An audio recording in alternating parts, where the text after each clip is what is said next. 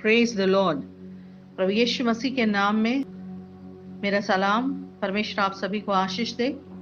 सर्वप्रथम मैं परमेश्वर का धन्यवाद देती हूँ कि परमेश्वर ने मुझे ये अवसर दिया कि मैं आपके साथ में जुड़कर परमेश्वर की स्तुति कर सकूं।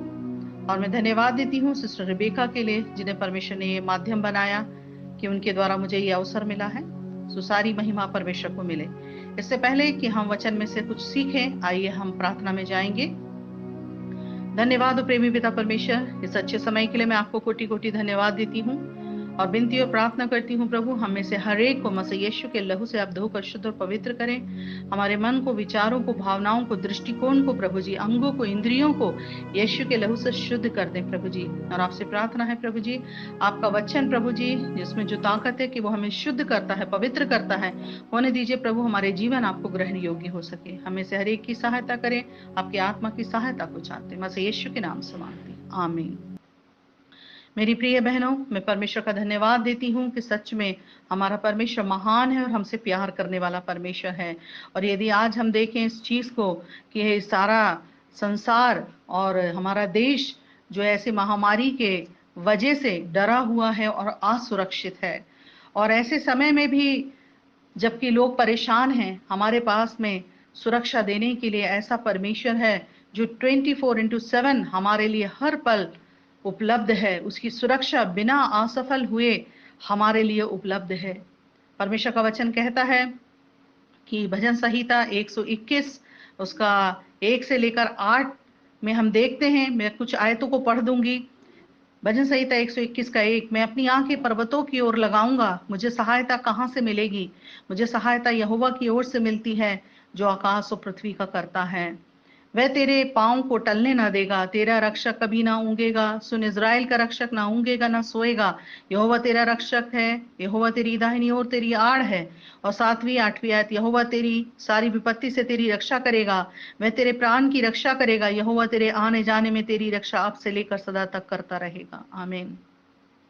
परमेश्वर का धन्यवाद हो। परमेश्वर का वचन यहाँ पर इस बात को बताता है कि हमारे पास जो परमेश्वर है वो हर समय 24/7 हमारे लिए उपलब्ध है, हमारी सुरक्षा के लिए उपलब्ध है। बस एक ही आवश्यकता है और वो ये है, जैसे दाऊद राजा परमेश्वर की ओर फिरा, उसकी निगाहें परमेश्वर की ओर थी, उसी प्रकार हम भी अपनी निगाहों को परमेश्वर की ओर लगाएं, हम उसकी ओर निहारें, क्योंकि हमारी सहायता उसी की ओर से होती है। और जब हम अपनी निगाहों को उन पर्वतों की ओर लगाएंगे, यहाँ पर इसका मतलब यह है कि पर्वत को बनाने वाले स्वर्ग में और पृथ्वी में सर्वव्यापी परमेश्वर की ओर जब हम अपनी निगाहों को लगाएंगे, हमारी सहायता हमको वहीं से मिलेगी, क्योंकि वो परमेश्वर जो हमारे लिए हर समय उपलब्ध है, उसके कान हमारी प्रार्थनाओं की ओर लगे रहते हैं, उसकी आंखें हमें देखती रहती हैं। सो मेरी प्रिय बहनों, जबकि परमेश्वर की सुरक्षा और इंतजाम जो 24/7 हमारे लिए उपलब्ध हैं, परमेश्वर हमारी सहायता करे। हमें अपने लोगों के लिए जो परेशानी में, बीमारी में हैं, उनके लिए नाके में खड़े होकर उनके लिए सहायता मांगने की आवश्यकता है। उनके लिए हम प्रभु से प्रार्थना करें।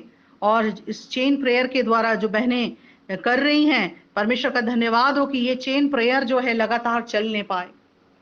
हो सकता है कि हमारे जीवन में हम कई बार ये पाते हैं, हम उस प्रकार से प्रार्थना नहीं कर पाते जैसे हमें करना चाहिए, पर परमेश्वर ने अवसर दिया है कि ऐसे समय में, जबकि महामारी में लोग परेशान हैं, हम अपने लोगों को प्रार्थनाओं में उठा सकें, हम उनके लिए विनती और निवेदन कर सकें। आज परमेश्वर हमसे यही चाहता है। इब्रानियों उसके 4थे अध्याय की 16वीं आयत इस प्रकार से कहती है, इसलिए आओ हम अनुग्रह के सिंहासन के निकट हियाव बांध कर चलें कि हम पर दया हो और वह अनुग्रह पाएं जो आवश्यकता के समय हमारी सहायता करे। मेरी प्रिय बहनों, परमेश्वर का वचन इस बात को बताता है, हमारा परमेश्वर हमको समझने वाला है, हमारा परमेश्वर हमारी सहायता करने वाला है। वो हमसे प्रेम करता है, वो चाहता है कि उसकी संतानें उसको पुकारें और उसके हाथ हमेशा हमारी ओर बढ़े रहते हैं। क्या ऐसे समय में जब हम उसको पुकार रहे हैं, हमारा भरोसा कमजोर ना होने पाए, हम हियाव बांधें, उसके निकट आ जाएं और उसको पुकारें, क्योंकि वो हमारी सहायता के लिए हर समय उपलब्ध है।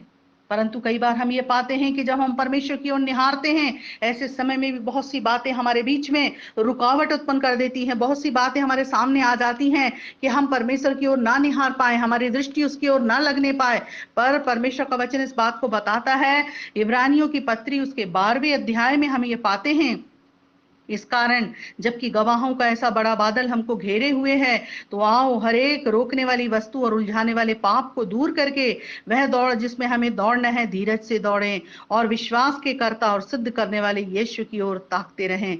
मेरी प्रिय बहनों, परमेश्वर का वचन यहाँ पर हमें बताता है कि ऐसे समय में परमेश्वर का वचन कहता है प्रभु यीशु मसीह के आगमन के पहले बहुत सारी बातें होंगी, युद्ध होंगे, लड़ाई होंगी, अकाल होंगे, मरियां आएंगी और बहुत सारी ऐसी परिस्थितियां हमारे सामने खड़ी होंगी जो हमें रोकेंगी परमेश्वर के उस मार्ग में आगे बढ़ने के लिए। परंतु परमेश्वर का वचन हमें उत्साहित करता है, हमें रुकना नहीं है, हमें प्रभु यीशु मसीह की ओर ताकते रहना है। जो हमारा सिद्ध करने वाला प्रभु है, हमें उसकी ओर देखते रहना है। वो हमारा विश्वास का करता है।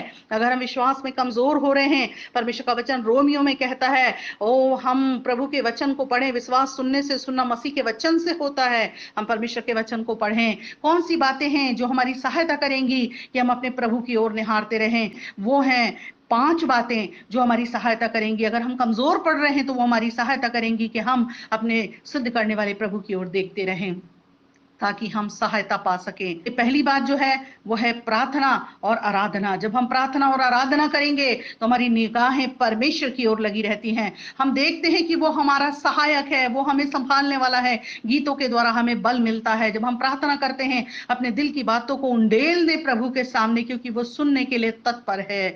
और हम पाते हैं परमेश्वर का वचन जो है वो हमें ताजगी देता है। भजन संहिता 23 में दाऊद अनुभव से ये बताता है कि वो मेरे जी में जी ले आता है, वो हमें रिफ्रेश करने वाला है। और उसके बाद दूसरी बात है जो हमारी सहायता करेगी कि हम अपने सिद्ध करने वाले प्रभु यीशु मसीह की ओर देखते रहें, वो है परमेश्वर का वचन। हम परमेश्वर के वचन को पढ़ें, अध्ययन करें, अधिक से अधिक अपने मन में उसको बसा लें। अगर हम परमेश्वर के वचन को अपने अंदर बसाएंगे तो वो हमें रिफ्रेश करेगा, हमें ताजगी देगा, हमें बल देगा, हमारी सहायता करेगा कि हम प्रभु की ओर ताकते रहें। तीसरी बात है आज्ञाकारिता। जब हम वचन को पढ़ रहे हैं तो प्रभु का वचन हमसे क्या कह रहा है? हम उन बातों को करते रहें। हम अपने भाई बहनों को जो कमजोर हैं, दुर्बल हैं, बीमारी में हैं, परेशानी में हैं, उनको प्रार्थना में उठाएं, मांगते रहें। मांगो तो तुम्हें दिया जाएगा। फिर चौथी बात है सर्विस। ऐसे समय में रोमियो 12वें अध्याय में हम पाते हैं जो कुछ हम कर सकते हैं अपने भाई बहनों के लिए, प्रार्थना करना, सहायता करना, आर्थिक रूप से और व्यवहारिक रूप से, और उनको बलवंत करना, प्रोत्साहित करना। परमेश्वर हमारी सहायता करे कि हम अपने भाई बहनों के लिए, मसीह में जो हमारे भाई बहन हैं, परिवार के लोग जो हमारे, उनके लिए हम प्रार्थना करते रहे और उनको उठाते रहें। पांचवी बात है गवाह। प्रभु ने जो हमारे जीवन में किया है, प्रार्थनाओं को सुनकर जो जवाब दिया है, उसकी गवाही हम लोगों को दें ताकि जो विश्वास में कमजोर हो रहे हैं वो दृढ़ और मजबूत हो, हारे नहीं, थके नहीं, प्रभु की ओर निहारते हुए आगे बढ़ने पाए। मेरी प्रिय बहनों, हमारे जीवन में दुख हो, निराशा हो, तकलीफ हो, परेशानी हो, ये हमें सिद्ध करने के लिए है। ये बातें हमारे गिराने के लिए नहीं है। जैसे सोना आग में ताया जाता है इसलिए कि वो शुद्ध और निर्मल हो जाए, चांदी आग में ताई जाती है इसलिए कि वो शुद्ध और निर्मल हो जाए। प्रभु भी चाहता है कि हमारे जीवन में आने वाली परेशानियां हमें तोड़े नहीं, परंतु जो हम उसकी ओर निहारेंगे तो वो हमें शुद्ध करने के लिए, पवित्र करने के लिए माध्यम बन जाएगी। आइए इस समय हम परमेश्वर को धन्यवाद दें और अपनी निगाहें प्रभु की ओर उठा के रखें। धन्यवाद हो पिता परमेश्वर इस वचन के लिए। आप सहायता करें प्रभु की हमारी निगाहें आपकी ओर लगी रहें, और कोई भी ऐसी बातें प्रभु रोकने वाली जब हमारे रास्ते में आती हैं, जो हमारे विश्वास को कमजोर करती हैं, आप उन्हें दूर कर दें प्रभु।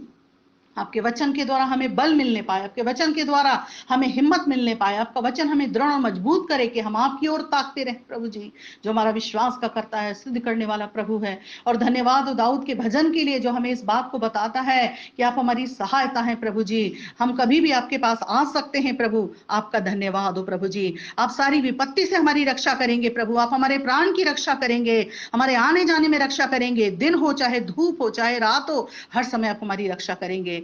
सारी बातों के लिए आपको धन्यवाद। हर एक को बलवंत करें, मसीह यीशु के नाम से मांगते हैं, आमीन। Praise the Lord. प्रभु यीशु मसीह के